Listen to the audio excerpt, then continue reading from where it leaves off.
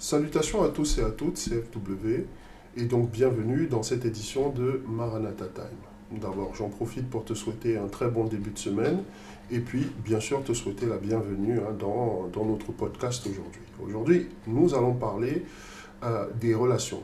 Alors, on va parler des relations, pas forcément des relations amoureuses, mais on va parler des relations du point de vue de ton développement spirituel.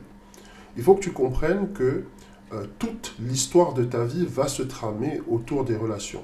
Quand je parle de se tramer autour des relations, c'est-à-dire de savoir en fait que toute ta vie tient sur le fait que tu maîtrises ou pas les relations. Donc ça va poser la question peut-être de ton quotient émotionnel, ça va poser la question de ton évolution spirituelle, ça va poser aussi la question de la façon dont tu gères les relations. Quand je parle de relations, tu vas entendre les relations avec... La première relation, c'est la relation avec toi-même. La deuxième relation, eh bien, ça va être la relation avec Dieu, ton créateur. Et la troisième relation, eh bien, ça va être la relation avec les autres, c'est-à-dire ton environnement, que ce soit la nature ou d'autres êtres humains, d'autres personnes. Dans le cas d'aujourd'hui, nous allons parler de relations que tu dois éviter. Pourquoi est-ce que tu dois éviter les relations? Certaines relations. Eh bien, tu dois éviter certaines relations parce qu'en fait, tu as un chemin à prendre, tu as une vie à vivre, tu as une destination qui est exactement ce qu'on appelle dans la Bible la prédestinée. Et cette destination-là, c'est l'endroit où ton Créateur a prévu que tu dois en fait te développer, c'est l'endroit où ton Créateur a prévu que tu dois grandir, c'est l'endroit où ton Créateur a prévu que tu dois progresser. Les problèmes se posent quand les relations que tu as dans ta vie commencent à affecter ta destinée prophétique. De quoi est-ce que je suis en train de parler? La Bible, elle nous enseigne en fait que les mauvaises compagnies corrompent les bonnes mœurs. Donc ça veut déjà nous dire que nous avons un travail à faire en termes de tri dans nos relations. Certaines relations ne nous sont pas profitables. Elles ne le seront jamais, elles ne l'ont jamais été, et parfois, quand nous voulons commencer à faire un casting de notre vie, je parle bien de casting parce que tu vas devoir choisir exactement un peu comme Christ a choisi ses disciples. Il y a quelque chose là-dedans qui te montre bien qu'il n'a pas décidé de faire sa marche dans la foi avec n'importe qui. Et toi aussi, ta marche dans la foi, tu ne peux pas la faire avec tout le monde. Tu ne peux pas la faire avec tout le monde. Je veux que tu vois juste que les amis que tu avais avant, au fur et à mesure que tu as grandi spirituellement, eh bien, certains sont partis, d'autres n'ont pas pu rester avec toi, ou bien certains, à cause de leur comportement, tu n'as pas pu les garder près de toi. C'est la même chose que je veux que tu comprennes que toutes les énergies ne doivent pas se mélanger à la tienne, parce que si tu comptes progresser, si tu comptes grandir spirituellement, il va falloir que tu t'associes à des énergies qui te permettent, n'est-ce pas, de progresser. Le faire doit aiguiser le faire. Et c'est ce que nous allons voir ce soir dans le cadre de ce Maranatha Time où je vais te parler de 5 types. 5 types de relations que tu dois absolument éviter. Si tu es sérieux avec ta progression spirituelle, si tu es sérieux avec ton évolution spirituelle, il y a certaines énergies qui ne doivent pas se mélanger avec la tienne. D'abord, nous allons définir le terme énergie parce que je l'utilise beaucoup dans le cadre de ce ministère, dans le cadre de cette chaîne YouTube. Mais je veux que tu comprennes exactement de quoi nous sommes en train de parler. Donc nous allons, comme d'habitude, faire une séquence whiteboard. Je rentre tout de suite dans le vif du sujet et tu vas comprendre de quoi nous parlons. Nous parlons de 5 types de relations à éviter absolument. Alors d'abord, qu'est-ce que l'énergie? D'accord? Derrière le mot énergie se cache beaucoup de définitions. Tout le monde a plus ou moins sa définition de l'énergie, tout le monde a sa pensée de ce que l'énergie peut être, mais je veux simplement que tu réalises une chose. Lorsqu'on est en train de te parler de l'énergie, on est en train de te parler, n'est-ce pas, de la force et de la vitalité nécessaires à une activité physique ou mentale soutenue. On est aussi en train de te parler de ce qui provient en fait de l'utilisation des ressources physiques ou chimiques. Donc c'est ce qu'on appelle l'énergie. Par exemple, l'essence est une énergie. On te parle actuellement beaucoup d'énergie renouvelable. Nous, ce qui nous intéresse à nous, c'est la définition spirituelle du mot énergie. Attachons-nous à la définition spirituelle de l'énergie. Eh bien, l'énergie, spirituelle, ça va être le souffle que Dieu a projeté dans Adam et l'esprit et la vibration qui animent toute sa création. Donc lorsque tu vois un animal qui est en train de se déplacer, un chat, un chien, peu importe, eh bien sache qu'il y a une énergie qui l'anime. Et cette énergie-là a une vibration, parce que l'énergie est d'abord mouvement. C'est la même chose avec toi. Toi aussi, avant d'être, n'est-ce pas, un être vivant, je parle bien d'être vivant, tu étais une âme qui n'avait pas de vie. Et ça, on le voit dans le livre de la Genèse. Et lorsque le souffle de Dieu t'a touché, eh bien, à partir de ce moment-là, exactement comme Adam, tu es devenu une âme vivante. Donc, c'est de cette vie-là dont on parle. Lorsque je parle d'énergie, je suis en train de te parler de cette vie qui anime, cette chose qui anime, n'est-ce pas, la personne que tu es, et qui, lorsque tu décèdes, eh bien, s'en va. Certains l'appellent esprit, et moi, je l'appelle énergie parce qu'en fait, ce n'est que de l'énergie. Donc, l'idée pour toi, c'est juste de comprendre une chose. On est en train de parler de 5 relations que tu dois absolument éviter pour protéger ton énergie. Ton énergie, elle est précieuse. Il ne faut pas que tu prennes ton énergie pour quelque chose que tu prends à la légère, mais plutôt pour quelque chose que tu dois protéger, quelque chose qui s'additionne, qui se multiplie, mais aussi qui se divise et qui se soustrait. Certaines personnes vont venir discuter avec toi, par exemple. Au travers de cette discussion, tu sors de là, tu es complètement galvanisé, tu as envie de conquérir le monde, tu as envie de tout changer dans ta vie, tu es motivé. C'est exactement la même chose qui se passe le dimanche quand tu vas à l'église et qu'il y a le pasteur qui prêche. Il prêche, son énergie te touche. La vibration qu'il y a au-dedans de son message te touche. Et à partir de ce moment-là, tu décides de faire quelque chose. C'est la même chose avec ta propre vie. Certaines personnes vont venir dans ta vie pour t'apporter un plus. D'autres vont venir pour retrancher quelque chose. Et c'est de ça dont nous allons parler aujourd'hui. Donc, tout de suite, maintenant que le préambule est posé, je termine juste avec la question sur l'énergie. Genèse 2, verset 7, l'Éternel Dieu forma de la poussière de la terre, il souffla dans ses narines un souffle de vie et l'homme devint un être vivant. Donc exactement ce que je te disais tout à l'heure. Donc quand j'utilise le terme énergie, n'essaye pas de voir quelque chose qui se rapproche avec le New Age. Comprends que nous sommes en train de parler de quelque chose qui est biblique et quelque chose que tu dois comprendre pour savoir exactement comment tu fonctionnes. Et donc c'est cette énergie que Dieu a insoufflée au-dedans de toi, à travers son souffle, le souffle de vie, et bien c'est ça qui se manifeste. Et ce souffle de vie, dans son expression, a ce qu'on appelle une vibration, il y a une fréquence. Et peut-être plus tard, ou peut-être dans le cadre d'un webinaire ou dans le cadre d'une des éditions, soit de Bethesda, soit de Maranatha Time, soit encore de Talita, nous verrons peut-être comment cette énergie-là se manifeste dans ta vie. Mais il y a 5 types d'énergie qui vont venir pour neutraliser la tienne. Et tu dois les reconnaître. Tu dois les reconnaître dans tes relations et tu dois mettre ces personnes-là de côté. Je ne suis pas en train de te dire de repousser les gens, d'être totalement asocial. Je suis simplement en train de te dire, si ces gens-là sont dans ta vie, il va falloir que tu opères avec eux avec beaucoup de sagesse parce que tu ne peux pas les garder indéfiniment. Ça peut être pour un moment, ça peut être pour une raison, ça peut être pour une saison, mais dans tous les cas, tu ne peux pas les garder indéfiniment. Qu'est-ce que l'énergie? Eh bien, l'énergie, c'est ça. C'est le souffle que Dieu a projeté dans Adam et l'esprit et la vibration qui anime toute sa création. OK? Donc, nous passons à la suite et je vais te donner 5 types d'énergie qu'il faut éviter. 5 types de personnes, 5 types de relations avec lesquelles il faut éviter au maximum de se connecter. Premièrement, tu as l'opportuniste. Ok, ça c'est les signes que tu as à faire à un opportuniste. Eh bien, l'opportuniste, c'est quoi? Eh bien, l'opportuniste, comme son nom l'indique, c'est quelqu'un qui est avec toi pour une raison. Cette raison-là, eh bien, parfois, il la masque et il la déguise très bien. Donc, c'est quelqu'un qui est avec toi pour t'utiliser, parce que lui, ce qui l'intéresse, ce sont les opportunités que tu peux offrir. Si tu es un élu, tu es quelqu'un qui va présenter pour lui, n'est-ce pas, une source d'opportunités.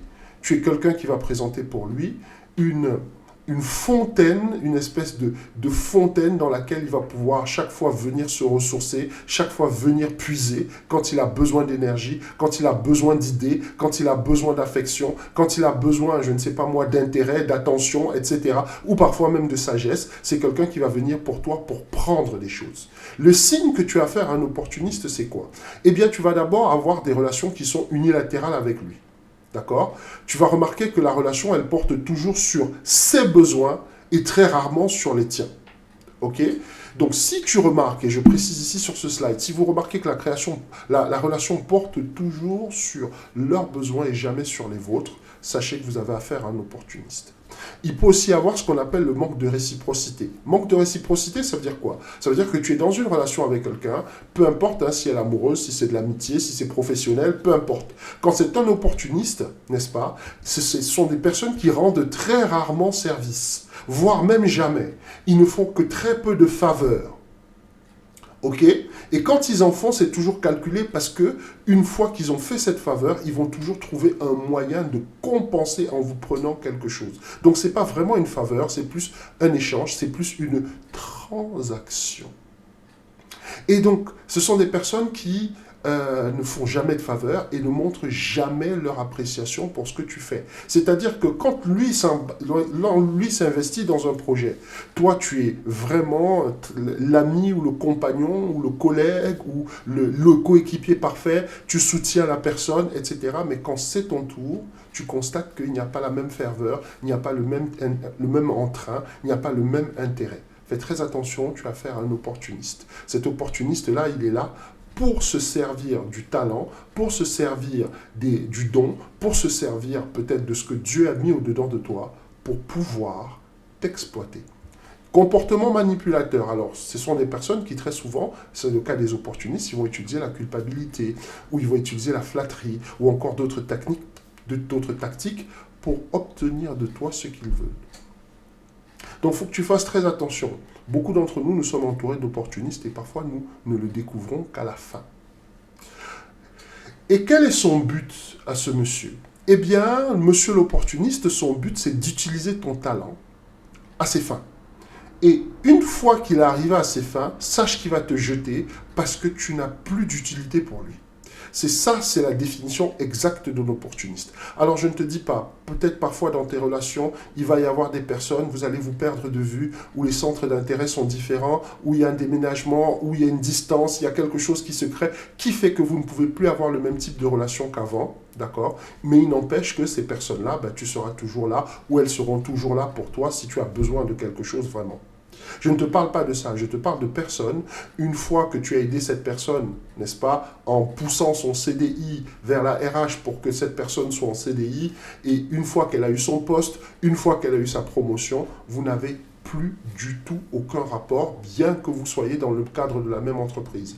Tu peux aussi voir ça avec certaines personnes qui sont après toi régulièrement pour un prêt ou pour quelque chose ou pour un conseil ou pour une aide tout simplement. Et une fois que tu as aidé ces personnes-là, elles disparaissent de ta vie. Tu as affaire à un opportuniste. Ça, c'est une énergie avec laquelle tu ne dois absolument pas collaborer. Pourquoi je te dis ça? Parce que Dieu ne t'a pas amené ici sur terre pour que les gens se servent de toi comme un paillasson et puis qu'ils te jettent après comme un petit Suisse périmé.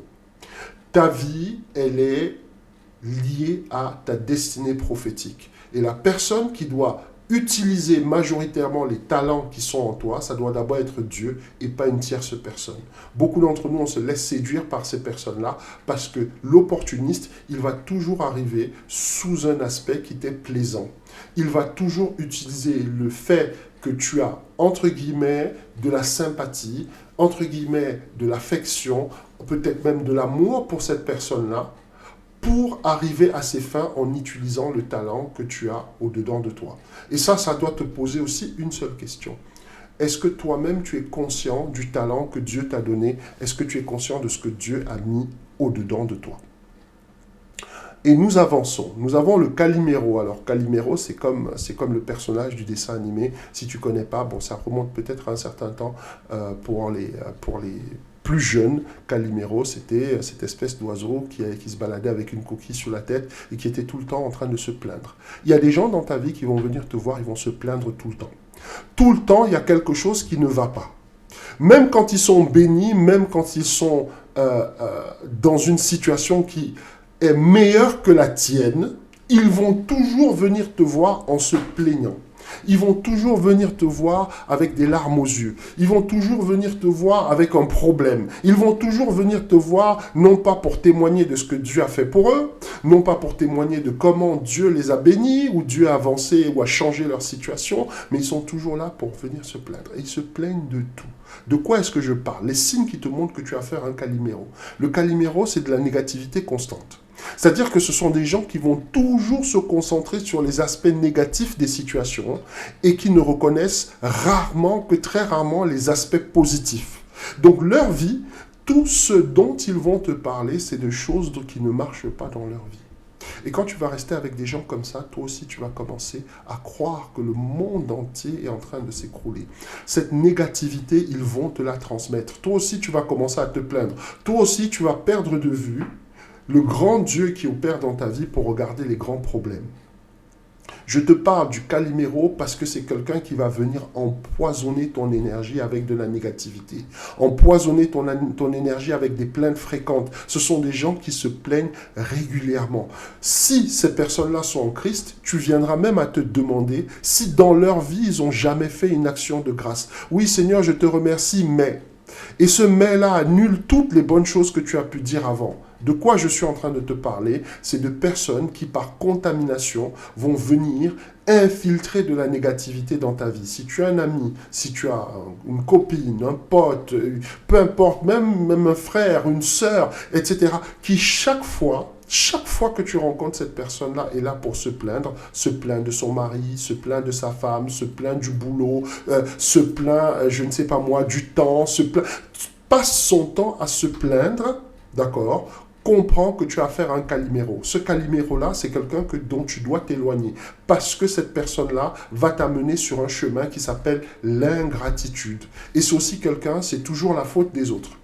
C'est quelqu'un qui a tendance à rejeter la faute sur les autres pour ses problèmes, plutôt que d'en assumer la responsabilité. Le Calimero, ça c'était le deuxième type de relation que tu dois éviter. Si tu as quelqu'un qui t'appelle tout le temps, chaque fois, je ne sais pas moi, que ça s'est mal passé à la maison, ou que son petit ami ou que sa petite amie est partie, et que chaque fois, il y a toujours quelque chose qui ne va pas. Quand c'est pas l'argent, bah c'est l'amour. Quand c'est pas l'amour, c'est le boulot. Quand c'est pas le boulot, c'est la famille. Quand c'est pas la famille, c'est la politique. Quand c'est pas la famille... Bref, on est toujours dans des plaintes systématiques. Fais très attention. Tu as affaire à quelqu'un qui est extrêmement dangereux. C'est quelqu'un qui veut attirer sa sympathie. Ta sympathie. Il veut en fait se positionner dans ta vie comme étant une victime que toi tu dois sauver. Il faut rappeler à ces personnes-là qu'il n'y a qu'un seul nom qui est là pour nous sauver, c'est Yeshua, Jésus-Christ de Nazareth, si tu préfères en français. Et ça, c'est un message que cette personne-là doit entendre. Donc, quand tu as affaire à ce type de personnes, fais très attention. Les garder autour de toi va t'amener, n'est-ce pas, à ne plus considérer ce que Dieu a fait dans ta vie, mais plutôt à regarder ce qu'il manque dans ta vie. Donc, on est dans le chemin de l'ingratitude. Eh bien, son but, comme je te disais, c'est attirer ta sympathie pour que, n'est-ce pas, pour que tu les rejoignes, en fait, dans la négativité et monopoliser ton énergie pour que tu puisses leur servir de déversoir émotionnel. Attention, je te parle de monopoliser ton énergie parce que ces gens-là, quand ils te prennent au téléphone, quand ils te prennent pour une conversation, ils vont te raconter pendant des heures tout ce qui ne va pas dans leur vie. Fais très attention à ces personnes-là, écarte-les, parce que ces personnes-là sont là pour une seule chose. Déverser leur négativité quelque part pour que toi et eux, vous puissiez être dans la team négative ensemble. Mais il faut ramener toujours les choses au travers de la parole et dire à la personne, est-ce que tu as prié? Ramener les choses au niveau de la parole, est-ce que tu as jeûné? Ramener la personne au niveau de la parole et lui dire, ah oui, mais je comprends qu'il y a ça, je comprends que le diable fait ça, ah je comprends que tu as attaqué au boulot, ah je comprends que ta famille t'en veut, ah je comprends que le sorcier qui est au village est en train d'opérer, etc. Je comprends toutes ces choses, mais je vais te dire une seule chose. Si tu marches avec Christ, toutes ces choses-là n'ont aucune importance parce que toute arme forgée contre toi sera forgée sans effet. Et orienter toujours la personne vers la parole. Parce que c'est la parole qui va changer sa vie. Ce ne sont pas des personnes qui sont forcément méchantes, mais ce sont des personnes qui ont décidé de prendre un parti pris. Ce parti pris, c'est qu'ils vont monopoliser l'attention en passant pour des victimes, en pleurant, en pleurnichant, en se plaignant, etc., tout au long de leur vie. Le Calimero. Troisième signe, bah, c'est le procureur. Alors là, troisième type de relation à éviter, c'est le procureur. Le procureur, c'est qui? Le procureur, ça va être quelqu'un, comme son nom l'indique, c'est un procureur. Comme le procureur de la République, il est là pour accuser. Il est là pour montrer ce qui ne va pas. Il est là pour condamner. Il est là pour dire ça ne va pas, etc., etc. Il est toujours dans le jugement, d'accord? Ok. Il est toujours en train de te montrer du doigt ce que tu fais de mal, sans jamais balancer en fait. C'est toujours, ah oui, mais avec toi, ça se passe toujours comme ça. Toi, tu fais toujours ceci. Toi, tu fais toujours cela, etc., etc. Donc, sa caractéristique à lui, c'est qu'il va fuir toujours les responsabilités. Donc, ils ont toujours des excuses après avoir fait du tort, mais ils n'ont jamais de réparation. OK? Souviens-toi de ce que je suis en train de te dire. Si tu es un procureur dans ta vie, ça peut même être un parent. Parfois, les parents ont tendance à se comporter comme des procureurs. Ton parent, ton père, ta mère ne va jamais regarder ce que tu fais de bien, mais souvent, toujours te dire ce que tu fais de mal. Si tu as ce cas de figure-là, c'est une relation qu'il va falloir, surtout si c'est un parent, c'est une relation qu'il va falloir gérer avec beaucoup de sagesse. Il faut limiter les contacts parfois, parce que ces personnes-là peuvent t'éloigner de ta destinée prophétique et commencer à te donner un mental, n'est-ce pas, qui ne correspond pas à ce que Dieu attend de toi. C'est-à-dire que tu vas commencer à vivre en permanence dans la culpabilité. Tu vas commencer à vivre en permanence dans la peur de faire des erreurs. Tu vas commencer à vivre en permanence dans la peur d'être jugé.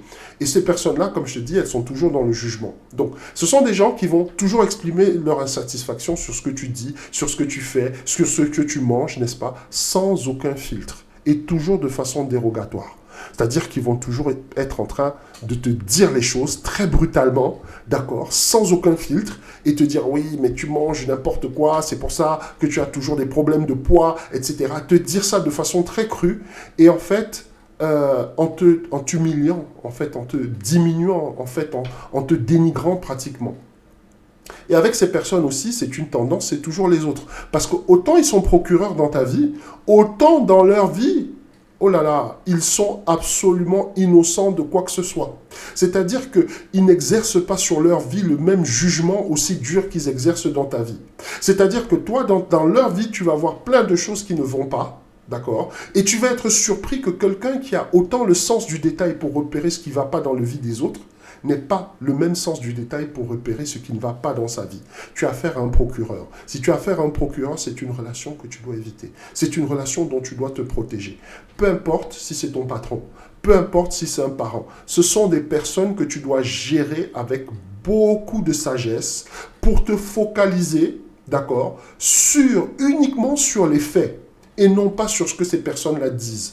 De quoi je suis en train de te parler? Eh bien, si quelqu'un comme ça vient te voir et te dit, oui, mais je ne sais pas, moi, on va parler de ce que tu manges. On te dit, ah oui, tu es en train de manger du kebab ou du McDo tout le temps. Comment ça se fait que tu manges ça? Comment est-ce que tu vas pouvoir avoir une forme optimale? Ok? C'est toujours comme ça dans ta vie. Tu es toujours en train de faire n'importe quoi, etc., etc. Tu vois, là, on a deux parties dans ce que cette personne dit. Il y a les faits. Les faits, c'est qu'effectivement, eh bien, tu ne manges pas de façon très saine.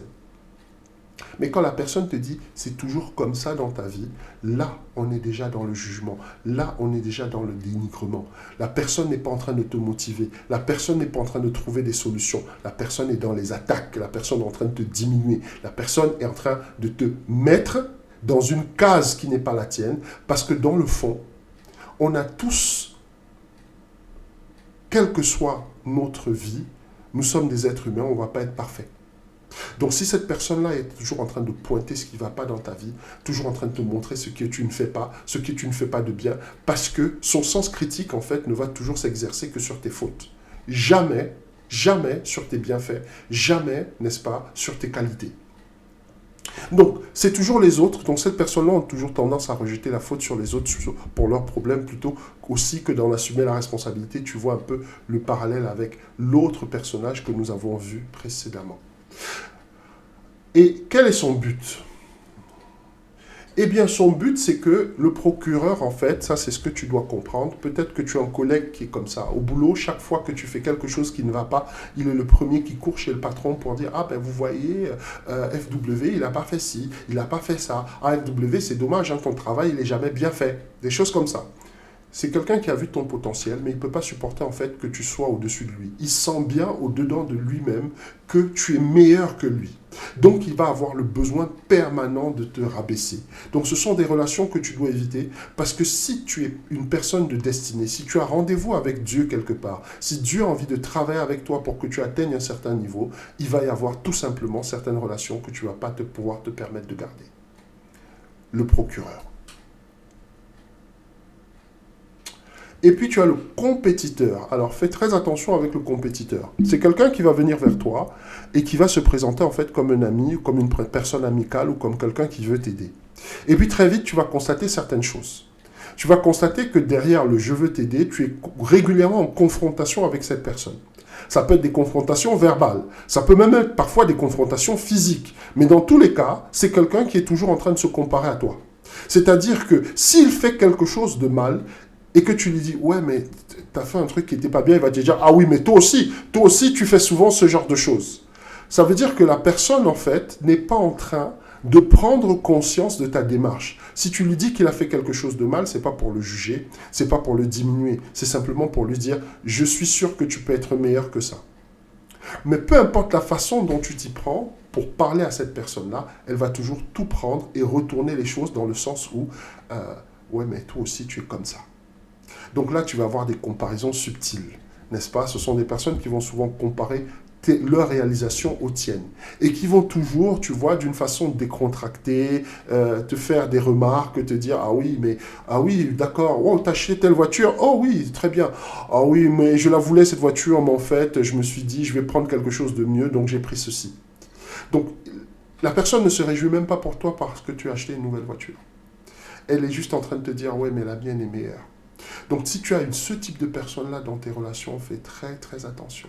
Fais très attention parce que derrière, parmi les signes, tu vas voir qu'il y a un sabotage discret. C'est quelqu'un qui sera en train de sourire avec toi. C'est quelqu'un qui sera en train de rigoler avec toi. C'est quelqu'un qui va passer des soirées avec toi. C'est quelqu'un même qui va aller en vacances avec toi, mais derrière sera en train de te saboter. Je parle ici de sabotage discret. Ce sont des gens qui sont toujours en train de parler dans ton dos. Et quand tu vas arriver et qu'on va te dire ce que cette personne-là a raconté sur toi, peut-être que tu seras tellement dans le choc que tu vas essayer de trouver des raisons pour lesquelles cette personne a pu te dire ça. Ah ouais, mais peut-être qu'elle avait bu un coup en trop. Ah ouais, mais peut-être que vu qu'elle est déprimée actuellement, elle dit ça, mais elle ne le pense pas vraiment, etc. C'est toi qui vas trouver des excuses. Tu vas aussi remarquer que le compétiteur, c'est quelqu'un qui va t'accorder un soutien qui est très confidentiel. Son soutien est toujours confidentiel. Ils ne sont jamais porteurs de solutions ou de soutien. Un peu comme le procureur, mais très différent. Ils sont toujours détachés et absents quand tu es en difficulté. C'est-à-dire que quand tu es en train de trimer, celui qui se dit ou celle qui se dit vraiment ta meilleure copine, ta meilleure amie ou ta sœur ou peu importe, lorsque tu as vraiment besoin de son aide, tu vas constater qu'elle est aux abonnés absents. Mais par contre, ils ont toujours besoin de t'appeler de temps en temps pour faire semblant de s'intéresser à ce que tu fais. Parce qu'ils ont besoin de savoir où tu es exactement pour savoir s'ils sont encore devant toi ou s'ils sont derrière, s'ils ont plus d'efforts à faire. Le compétiteur, c'est quelqu'un qui est là pour te détruire, en fait. Voilà ce que je te dis. Son but, c'est un adversaire, en fait, qui a compris qu'il ne peut pas t'affronter de face. Ok? Il va préférer t'affronter alors dans ton dos. Et en utilisant, en fait, l'amitié ou la sympathie, ou peut-être parfois le boulot. Tu sais, parfois, dans le cadre du travail, on vous fait travailler en équipe, par exemple. Vous travaillez en équipe et pourtant, il y a beaucoup de gens qui sont dans la même équipe que toi. Eh bien, ils ne pensent pas moins que tu es un adversaire pour eux. Donc, chaque fois qu'ils ont une occasion de te tacler, chaque fois qu'ils ont une occasion de médire, chaque fois qu'ils ont une occasion, n'est-ce pas, de casser du sucre sur ton dos, ils ne vont pas hésiter à le faire. Voilà le type de personnes qu'on appelle compétiteurs. Ils sont toujours en train de se comparer. Si tu achètes quelque chose de neuf, si tu es habillé d'une certaine façon, je ne sais pas moi, tu as décidé, je ne sais pas, d'aller au boulot étant vraiment sur ton 31, va dire, ah ouais, ah mais très bien, ah oui mais j'ai vu cette robe, ah oui mais j'ai vu ce costume, je me suis dit je ne le prends pas parce que les couleurs ne vont pas avec moi. Donc tout est toujours ramené à ces personnes-là. Fais très attention, tu as affaire à un compétiteur. Fais très attention, tu as affaire à une compétitrice. Et cette compétitrice-là, son but, c'est de te voir derrière elle ou derrière lui, permanemment. Et nous avançons avec le 5e et dernier types ou les relations que tu dois absolument éviter. Ce sont les relations avec le casseur. Le casseur, eh bien, c'est quelqu'un, comme son nom l'indique, il est là pour casser. Tu vois, sur la petite photo, là, je te montre la personne avec le cœur brisé. Parce qu'effectivement, c'est quelqu'un qui est là, effectivement, pour te briser le cœur. Le casseur, son truc, c'est la destruction. Et généralement, avec ces personnes-là, tu es dans le dénigrement permanent. Là, si sur les modèles précédents, tu avais des personnes qui t'affrontaient ou c'était assez subtil quand ils te dénigraient ou quand ils se comparaient à toi ou qui te cassaient dans le dos. Là, ce sont des gens qui le font en face à face. Ils sont, entre guillemets, très cash. Ils sont très brutaux. Ils n'hésitent pas. Leur but, c'est de te détruire autant verbalement et parfois physiquement. Parce que tout ce que tu fais, en fait, ne lui va pas. Et alors, une fois qu'il va avoir, tu sais, ça va être le genre de personne, vous êtes en relation, vous sortez ensemble, par exemple, et cette personne-là, en fait, un jour, vous allez avoir une dispute et la personne va tout casser dans ta maison. Elle va tout casser, après elle va te dire, oui, mais c'est parce que je t'aime, c'est pour ça que j'ai pété les plombs, c'est pour ça que j'ai fait ci, c'est pour ça que j'ai fait ça, etc.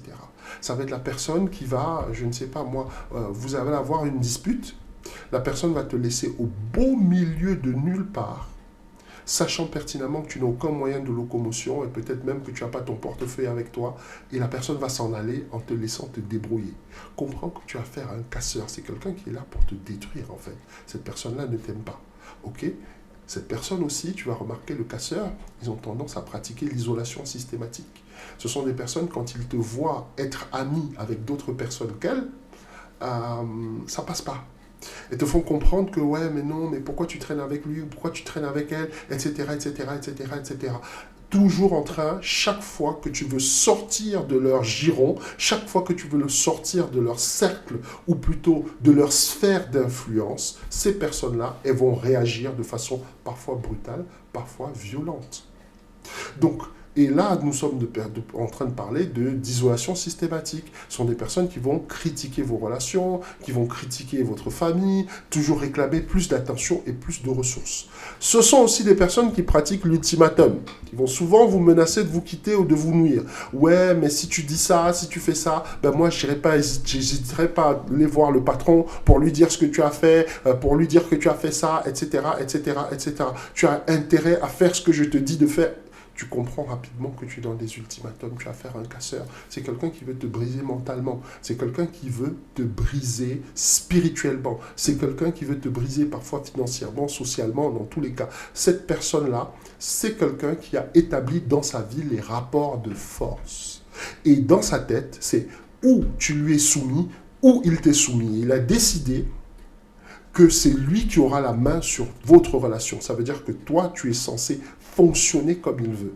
Faites très attention avec ce type de relation-là, parce que parfois, c'est dans le cadre de la famille, ce sont des relations qui sont abusives, ce sont des relations qui sont difficiles, parfois c'est avec les cousins, parfois c'est avec les oncles, les tantes, la mère, le père, peu importe. Si tu as quelqu'un qui est en train de te dénigrer de façon permanente, tu as quelqu'un qui est en train de chercher à t'isoler, ne veut pas qu'il y ait beaucoup de gens autour de toi, tu as quelqu'un qui te donne des ultimatums tout le temps, que ce soit dans ta vie sentimentale, dans ta vie professionnelle, dans ta vie familiale, fais très attention, tu as affaire à un casseur. C'est quelqu'un qui est là pour te briser. Et une fois qu'il t'aura brisé complètement, il pourra faire de toi ce qu'il veut. Alors, c'est ce que j'explique ici. En te donnant son but, c'est un adversaire effectivement qui a compris. Alors ça, c'est pas le bon slide. Mais le casseur, en fait, c'est quelqu'un qui a compris que pour que tu fonctionnes comme il veut, parce qu'il n'arrive pas à fonctionner avec des gens qu'il n'a pas formatés. Donc, il voudra que tu rentres dans son format. Et son format, c'est toujours un format où vous n'avez pas de rapport d'égalité. Vous avez des rapports de dominant-dominé. Et le dominé, il a décidé que ça va être lui. Et toi, tu vas être le dominé. Donc, dans tous les cas, quel que soit le type de rapport que tu voudras avoir avec lui, c'est-à-dire que peut-être que tu voudras une relation saine, etc., c'est quelqu'un qui va toujours t'attaquer, c'est quelqu'un qui va toujours se manifester envers toi de façon très, très violente, ok, et qui va venir, une fois qu'il a fait ça, avec des cadeaux en te disant « Ouais, je suis désolé, j'ai pété les plombs, j'ai fait ci, j'ai fait ça, etc. » Et tu vas vivre avec cette personne toujours un cycle comme ça de guerre, de trêve avec des cadeaux, et la personne va être super sympathique, et puis ça va encore dégénérer après. Tu es dans ce cas-là, sache que tu as affaire à un casseur. Le but du casseur, c'est de te reformater selon ses besoins, selon ses envies, selon ses attentes, pour que toi, tu t'inscrives dans son programme. Or, Dieu t'a libéré. Dieu t'a libéré du péché, Dieu t'a libéré de l'action de l'ennemi, non pas pour que tu deviennes l'esclave de quelqu'un, mais pour que toi-même, tu sois libre. Donc, voilà un peu les types de relations que tu vas devoir éviter si tu as l'intention de progresser spirituellement. Je parle de ça parce que tout le monde n'a peut-être pas compris, mais le but réel de ta vie, ça va être de marcher vers ta destinée prophétique. Et le but vraiment le plus important de ta vie, ça va être d'accomplir tout le potentiel que Dieu a mis en toi. Ces 5 types de personnes, et il y en a bien plus, ces 5 types de personnes-là, déjà, si tu commences à les enlever de ta vie, il va y avoir beaucoup de choses positives qui vont se passer. Donc voilà, hein, c'était cette édition de Maranatha Time. Ça a été un tout petit peu long, mais nous avions plein de choses à voir ensemble. On se retrouve très prochainement encore pour un autre partage, peut-être sur un sujet d'actualité. On se retrouve vendredi. Je compte sur toi pour une autre édition de Maranatha Time. D'ici là, prends soin de toi et on se retrouve vendredi.